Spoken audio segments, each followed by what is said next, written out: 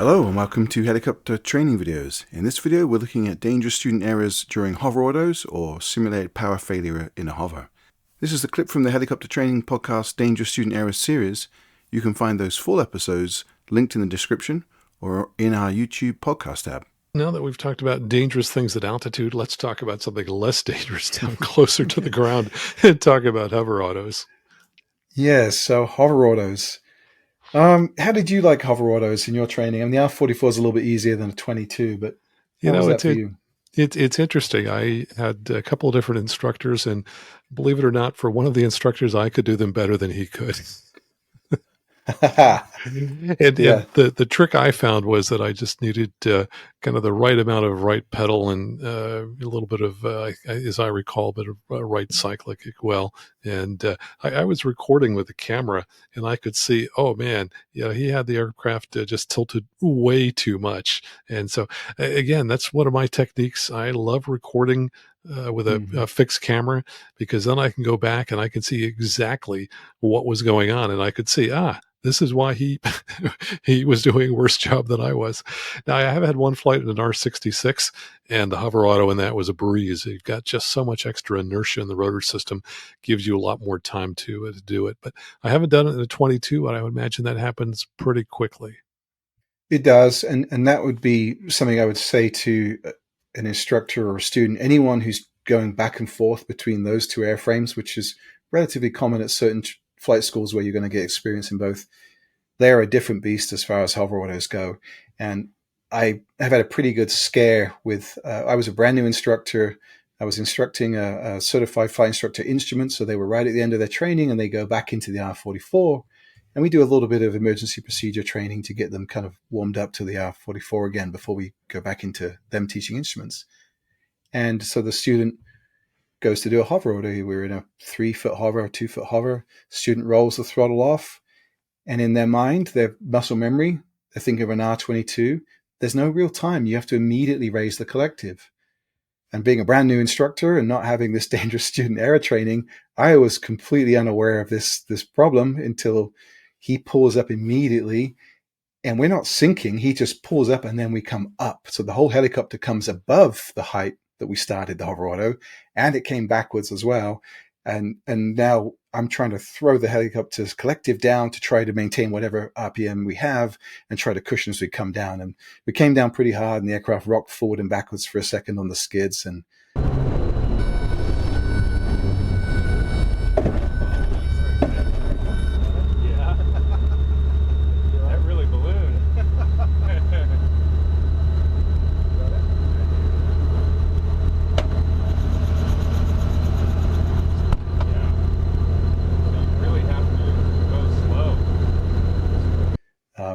we laughed about it for a second in an awkward laugh, but I was like, okay, we need to remember how different these two aircraft are with the amount of rotor inertia. And so that's what I do every time I do a hover auto in an R44. I say out loud, this is an R44. This is not an R22 or something like that. It's partly because I'm with someone I'm trying to train, but also it's partly for me to remind myself, take your time with this one. In the R44, we roll the throttle off, we put the right pedal in at the same time, we take out the cyclic that we probably had in to counter the translational drift, and we wait. And the aircraft, as it comes down, we raise the collective at the speed that we come down. So if you come down slow, pull slow. If you come down fast, pull fast. If you come down and then stop coming down, stop pulling. And you can, some of these times you'll raise too fast, the aircraft stops falling. You should stop to maintain the RPM, and as it starts to settle again, raise again. And sometimes you'll get a couple of stops on the way down if the student is back into R22 mindset as they do that. So match the speed of the collective as the speed of the descent. And the whole thing we can talk through in the R44 as it happens. The R22, it is happening very, very fast. We have no real time to make a corrective verbal correction, let the student do it. By the time the words come out, we're on the ground. It's just the way it is. So this one requires there's two parts to this. One is going to be the training, how we work up to this, which I'll talk about in a minute. And the other one is the ghosting of the maneuver. We talked about in part one, when you certain maneuvers, and this is one of them, you have to be fully present in your mind, doing the maneuver in your mind. So you are following through with the controls. You're not pushing the controls unless the student's obviously relatively new and you want to be very close there. But you know, at this point I would raise. At this point I would stop raising. At this point I would add a little bit of cyclic, and you do it as it happens. If the student throws you out of that and does something different, you don't analyze what they did. You just take over and do what you know has to be done, because there is no time for you to explain the problem to the student in an R22 especially. So there are a few things, though, we need to set up as the instructor as far as bracing and guarding to do their best to try and keep this as safe as we can.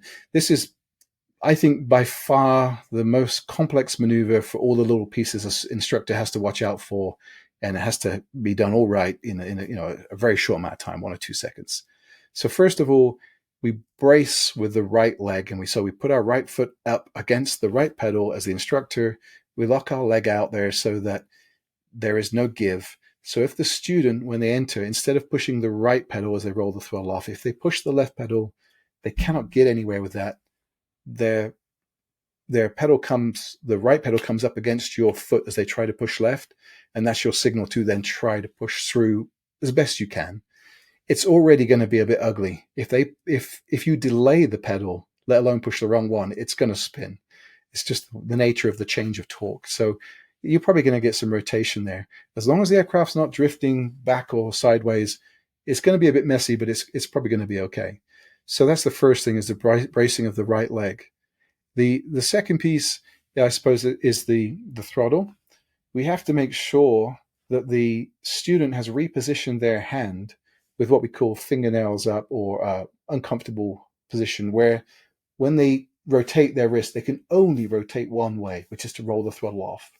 If we let them have a normal grip, there's a chance that they will try to roll off, but they'll roll on. And it's a pretty fast throttle manipulation. So if you should be blocking and doing a similar move where you have your hand already fully gripped around it. But if they roll up on you, it's bad on you that you didn't brief, hey, we always need to get this hand up. And as the instructor, you can look down at the student's hand because they're typically sat on the right seat. You can see the collective between you, and you can make sure their fingernails up. We have a standard procedure that they say fingernails up, then they say hover auto 3, 2, 1 or something like that. So having that part, that pre-maneuver brief, hopefully takes out the chance that they'll try to roll the throttle up on you. Every now and again, somehow that slips, and a student does. And that's why the instructor has to have a full grip on the throttle preloaded in the same way. If you feel the throttle going the wrong way, the ghosting kicks in and you just do the maneuver. You roll off and you continue the maneuver, hopefully while saying my controls, but you may not have time to get that out. It's all going to be very fast. Then we haven't even got to the cyclic yet. We'll get to that in a second. We'll talk about the collective. We already talked about the R44. If we raise the collective too quickly, we're going to balloon up. It is possible to some degree in the R22 as well, especially if you're light, low on fuel, the crew weight is relatively light, and maybe you've got some rotor performance with a steady breeze. It is possible that you can pull too early in an R22 and raise the aircraft up into the air and then come crashing back down. So we need to be on the collective, guarding the top of the collective so that it is progressively pulled up at the right time. If you're ever around an R22 flight school and you're seeing hover autos done, these poor R22s, they get such a beating because the timing of this is so hard to teach and so hard to learn, and the poor crossbar on the R22 is going to have to suffer until the student gets it right, or even the instructor messes up sometimes. But be there close enough that you can make sure it's reasonably good timing. The other thing is that we already have the collective relatively high because we're in a hover. It is possible that the student will have a brain fart and think about an auto entry, and they will roll off and dump the collective. And then, of course, we're going to hit the ground if we aren't guarding on the bottom. So we're guarding top and bottom of the collective. We're guarding the throttle. We've got the right foot braced up. And now we move on to the cyclic. On the hover autos, if the student's brand new, I'm obviously very, very close. I'm kind of that red level of cyclic all the way around on the cyclic there. We talked about red, yellow, and green on the last episode. when I go with someone who's more experienced, I still bring my hand up and I have a kind of a U shape where I hold my hand very close to the back of the cyclic. We really don't want to come backwards. And then I'm on the left and right. I also have a little bit of closeness with my finger and thumb. There is some change in the cyclic position as we enter the auto, as we reduce the tail rotor thrust. That's expected. We just need to make sure it doesn't go too far. They don't come too far left or right. I thought that it was a relatively low risk of dynamic rollover because we are taking the energy out of the rotor system, the lift that would be required to flip the helicopter over. In doing research for the presentation I did at the FAST team, sure enough, yes, you can roll a helicopter over doing a hover auto with dynamic rollover. And that was one of the accidents that we looked at was an R22, about 600 hours CFI, about 220 hours of dual given. So still relatively new in being an instructor. 140 hour students are probably working on commercial or late private if they're a little bit behind with their hours. And they did a pretty good job. They pre-briefed, they turned into the wind, they had a 2 to 3 foot hover. The CFI was guiding the backside of the cyclic, but didn't have very much on the left-hand side.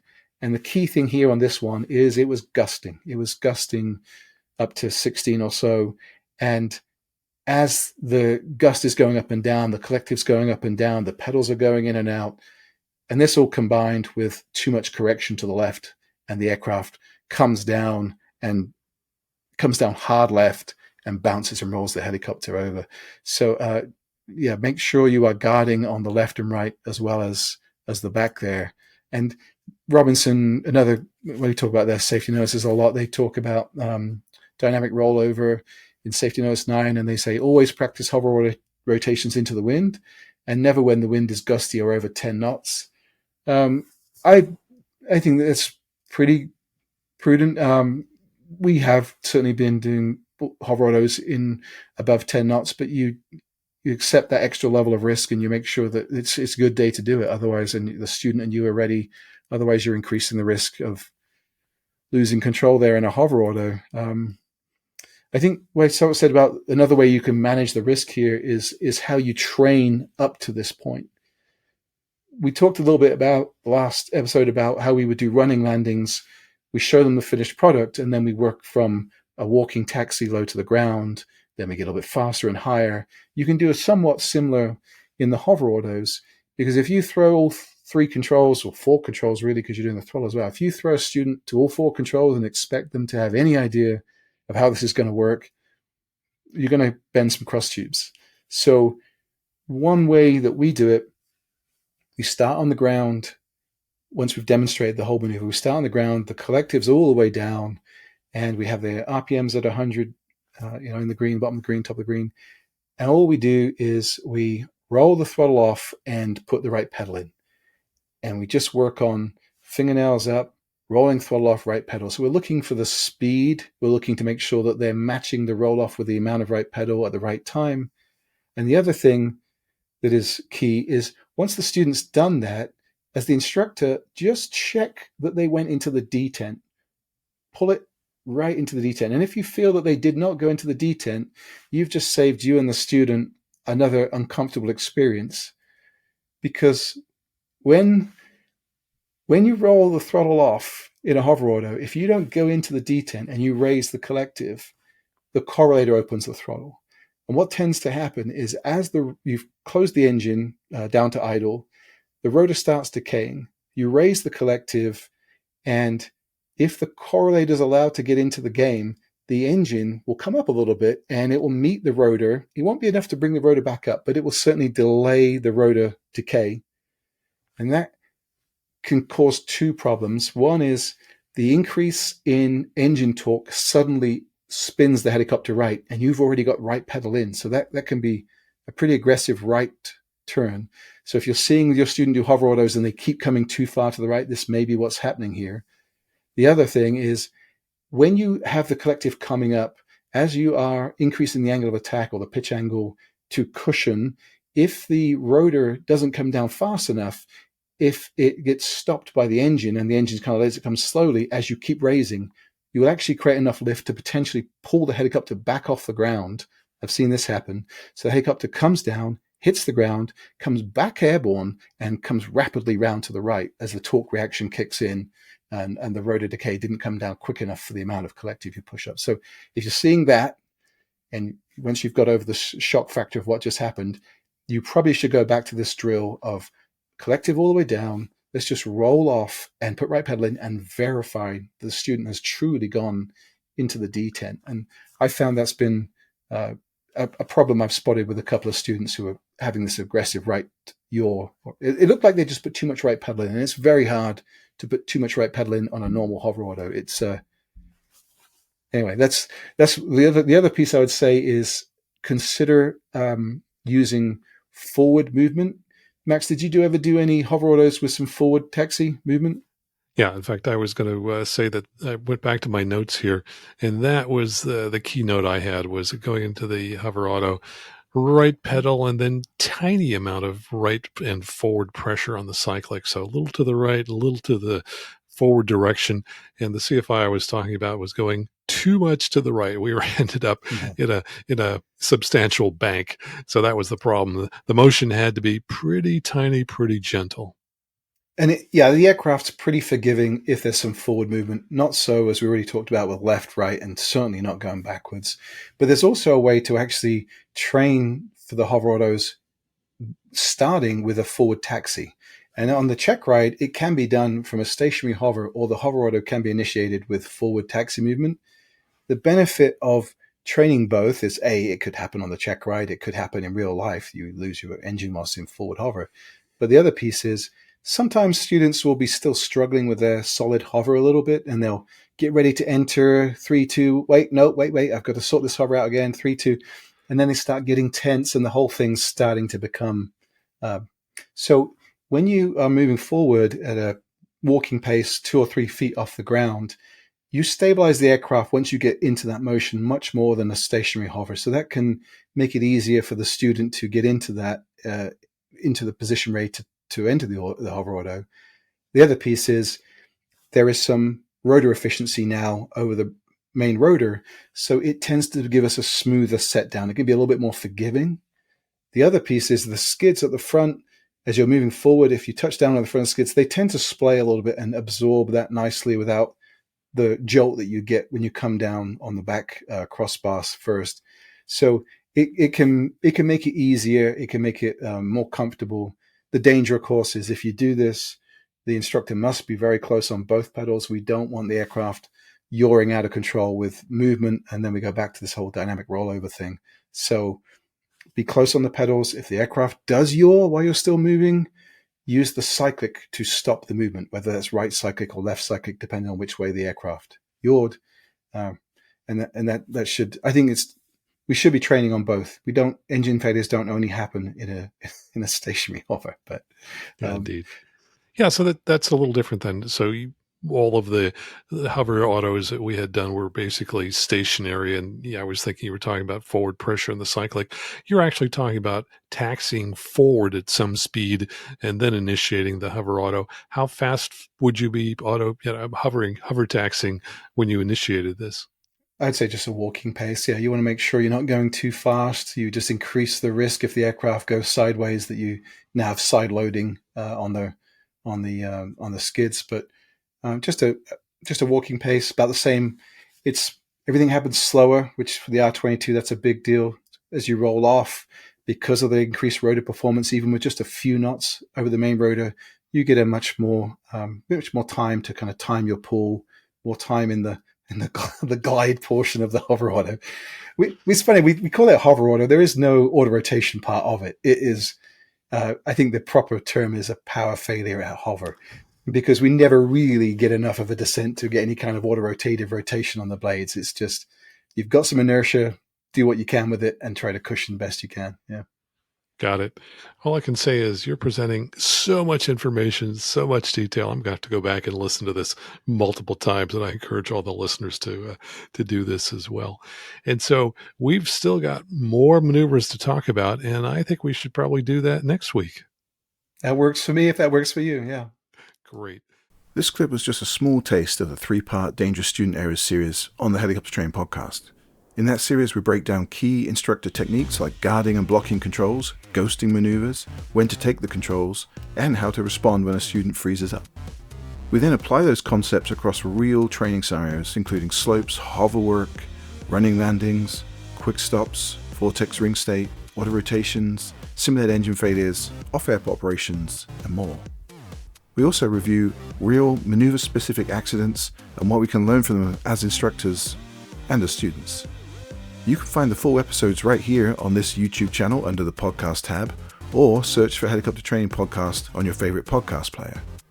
And if you're interested in learning to fly helicopters, you can start learning right now on Helicopter Training Video's YouTube channel, with video playlists covering things like ground school subjects, flight maneuvers, as well as following along with a student on every training flight from day one all the way through to check ride. And if you haven't already, please subscribe to get all the latest videos and help support this channel. And finally, for more information, including articles, quizzes, and resources, and how to support this volunteer project, please check out our website, helicoptertrainingvideos.com. Thanks for watching. Fly safe.